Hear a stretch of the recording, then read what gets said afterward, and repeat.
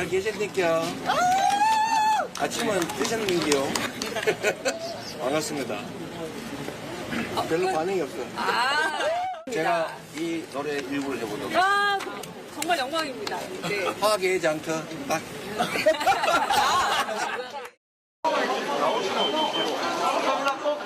대통령이 돼서 저희 나라를 꼭 바꿔주십시오. 인사를 꼭 피시오. 지금 이재명 후보 이분이야말로 세계 역사상 유례없는 독재자입니다. 저는 이것은 국기문란 행위이기 때문에 의병이 되는 심정으로 반드시 바로 잡아야 된다고 생각합니다. 일단 이틀 연속 대구 경북, 부산 경남, 영남권에서 동선이 꽤 겹쳤던 두 사람인데 오늘은 각각 다른 곳에 갔어요. 오늘 동선을 한번 살펴볼까요? 오늘 화개장터 그리고 전남, 광양, 여수, 순천 얘기를 갔습니다. 김문수 후보 그리고 여의도 조찬 강연 신도림역 출근길 인사. 이준석 후보는 대한초등학교교사협회 간담회 여러 동선들이 좀 오늘 각각 쪼개졌는데요. 여론조사를 좀 살펴봐야 될 것 같습니다. 유의미한 여론조사들이 있어서요. 자, 정혁진 변호사님. 네네. 오늘 새로 나온 NBS 여론조사입니다. 이재명 49, 김문수 27, 이준석 7. 물론 뭐 어떤 딱 특정 여론조사를 볼 수 없겠습니다만 격차가 꽤 나는 여론조사가 등장했어요. 일단 제가 봤을 때요. 객관적으로 김문수 후보와 그다음에 이재명 후보 사이에 10% 이상의 차이가 나는 것은 공통적인 것 같은데 예. 그런데 오늘 나온 거는 22% 차이 아니겠습니까? 제가 최근에 본 것 중에 가장 큰 차이인 것 같은데 예. 왜 이렇게 차이가 많이 나나 궁금해가지고 제가 물어봤더니요. 이렇게 전화 면접하는 경우에는 조금 더 차이가 날 김문수 후보한테 더 불리한 경우가 되는 것 같다라고 이 여론 전문가들이 그런 식으로 이렇게 이야기를 갖다가 하던데 어찌됐든지 간에 지금부터는 뭐 김문수 후보가 워낙 뒤에서부터 시작을 했고 또 이런저런 또 핸디캡들도 갖고 있기 때문에 이제 남은 20일 동안에 얼마나 쫓아가느냐가 이번 대선에 결국은 그 결과를 좌지우지할 것이다. 그런 생각 듭니다. 이재명 49, 김문수 27, 이준석 7. 이 여론조사는 22%포인트 차가 나고요. 그러면 같은 여론조사 업체의 지난주를 한번 살펴보겠습니다. 물론 뭐 바로 1차적 단순 비교할 수 없는 게 그때는 이제 아직 후보가 최종적으로 정해지지 않았고 여러 가지 얘기 있는데 당시에는 43, 23, 12, 5였어요. 최진봉 교수님. 네. 이준석 후보도 뭐 별로 반등은 아직 없는 것 같고 한덕수, 김문수를 정말 산술적으로 합쳤을 때의 수치가 안 나온다면 네. 국민의힘은 어제 오늘 매일매일 1%씩 올리겠다. 이게 1강 1주 1약으로 고착화되는 건 아닌지 모르겠어요. 그럴 가능성이 높다고 보여집니다. 그러니까 말씀하신 것처럼 한덕수 후보가 이제 사퇴를 하고 결국 김문수 후보 쪽으로 갔음에도 불구하고 그 표를 전부 다 흡수를 못했다고 하는 건 지금까지 보여줬던 국민의힘의 태도 때문이라고 저는 생각해요. 그러니까 후보를 선정해 놓고 그 후보를 끌어내리고 한덕수 후보를 옹립하려고 했던 그 지도부의 모습이 저는 국민의힘 지지자나 보수 진영에도 상당히 부정적인 영향을 미쳤을 거라고 봅니다.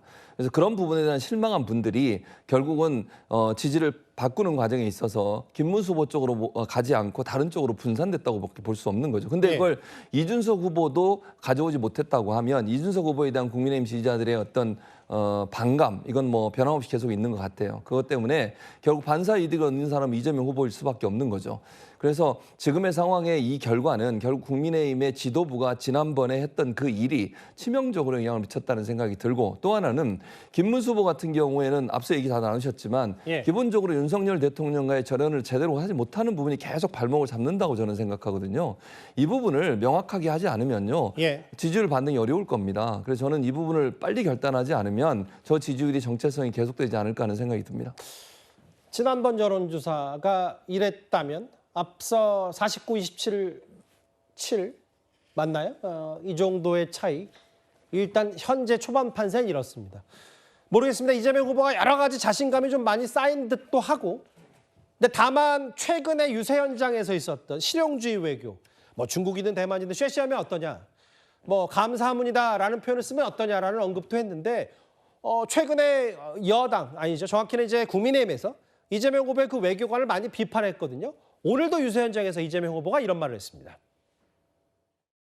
제가 일본 대사한테도 쎄쎄 하려고 하다가 못 알아들을 것 같아서 감사합니다 그랬어요. 잘못됐습니까? 네, 참 감사합니다 그랬더니 그한테 뭐라 그런 사람이 있던데요? 굉장히 기자들한테 전화가 많이 왔습니다. 무슨 의미냐라고 하면서. 뭐 장난한 걸 가지고. 네, 맞습니다. 그럼 아리가또 뭐 해야 되나 그걸? 실용 외교 뭐 흑묘든 백묘든 고양이가 쥐만 잘 잡으면 되지. 이거 어떻게 이현정 의원님 받아들이세요? 이거 저 아리가또 얘기를요? 글쎄 이게 참 민감한 이야기입니다. 지금 사실은 김문수 후보가 시진핑 주석의 계속 독재자라고 이야기를 하는 것이나 사실 이재명 지금 후보가 지금 뭐 감사합니다 이야기를 하면서 이게 조금 어떤 일본에 대한 어떤 뭐라고 할까요? 그 나라 언어로 이야기를 해야 될 텐데 예. 그런 이야기라든지 더군다나 실용 외교 뭐 좋습니다. 근데 우리나라는요 기본적으로 강대국이 아닙니다. 예. 강대국의 어떤 동맹관계에 매서 나라고 자 그렇기 때문에 또 우리의 운명 우리 스스로 결정할 수 있는 상황이 아닙니다. 결국 우리가 이 한미 관계라든지 또 한미일 관계라든지 이 속에서 사실은 북중러 관계에 어떤 대항해야 되는 그러한 중요한 처지에 있는 거 아니겠습니까? 우리 스스로만 실용외교 한다고 해서 되는 문제가 아니죠. 특히 더군다나 중국 대만 문제가 우리하고 아무 상관이 없다고 말씀을 하시는데 이 문제가 왜 아무 상관이 없을까요? 중국과 대만 문제가 터지면 우리한테 있는 지금 주일미군, 주한미군들은 다 여기에 투입될 수밖에 없습니다. 그리고 우리의 중요한 교역로가 차단될 수밖에 없어요. 우리에 직접적으로 연결이 됩니다. 그럼 북한이 가만히 있겠습니까? 예. 자, 이런 어떤 국제관계라는 게 복잡한 관계입니다. 아무리 우리가 실용적으로 하려고 해도 그 국제관계라는 거는 거기에 따라줄 수가 없는 거예요. 자, 그렇기 때문에 저는 이런 문제를 이미 3년 전 총선 때도 똑같은 입장이었습니다. 예. 근데 그때도 많은 비판을 받았잖아요. 저는 그 문제가 바로 거기에 있다 봅니다. 비판을 받았음에도 불구하고 하나도 진전된 바가 없다. 작년 총선이요? 그렇죠. 예. 다 진전된 바가 없다. 그러니까 그런 것들이 지난 대선 때도 이야기를 했고요. 자, 그런 것들이 이재명 후보 가지고 있는 외교 안보관이 예. 이게 더 이상 어떤 면에서 성장하지 못한 게 아닌가. 그리고 굉장히 좀 우려스러운 부분이 있지 않는가 그런 지적을 드리고 싶습니다. 더 큰 문제는 본인이 틀렸다는 걸 인정하지 않는 오기와 독선이다. 최진봉 교수 생각은 어떠세요? 저는 뭐 틀렸다고 보지 않고요. 그러니까 열강에 쌓여 있는 우리나라 입장에서는 어느 한 나라나 가치나 이념 가지고 외교를 하게 되면 상당히 위험에 빠질 수 있습니다. 예를 들면 미국과 일본, 중국, 러시아 등 이런 나라들과 다 좋은 관계를 형성해야 돼요. 우리가 지정학적으로 그런 위치에 있지 않겠습니까?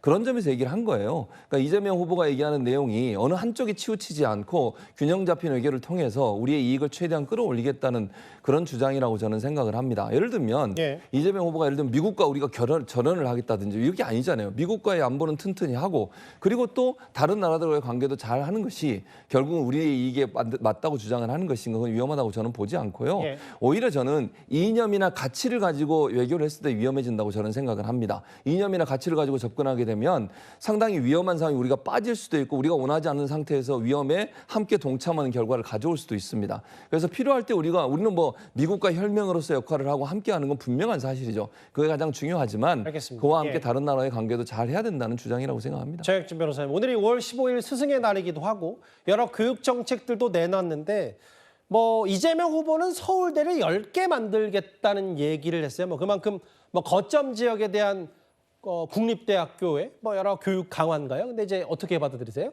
글쎄요, 저는 서울대다운 서울대가 대한민국의 10개가 된다라고 하면 저는 그건 절대적으로 찬성을 하는데 예. 만약에 이름만 명목적인 서울대라고 하면서 실질적으로는 진짜로 뭐 세계적인 경쟁력이 하나도 없는 그런 대학이 10개가 아니라 100개가 만들어진다라고 하면 그게 무슨 소용이 있겠습니까? 프랑스 같은 경우에 파리 대학이 있었는데요. 예. 뭐 소르보느 대학도 있었고 하지만 프랑스의 소르보느 대학이 파리 대학 되면서 경쟁력이 생겼습니까? 오히려 그런 그 대학이나 연구에 그 중점적으로 경쟁력이 생길 수 있는 그런 교육 제도를 해야지 뭐 어떤 대학, 어떤 이름을 가진 대학이 몇 개가 됐는지 그건 별로 중요하지 않다. 저는 그런 생각이 듭니다.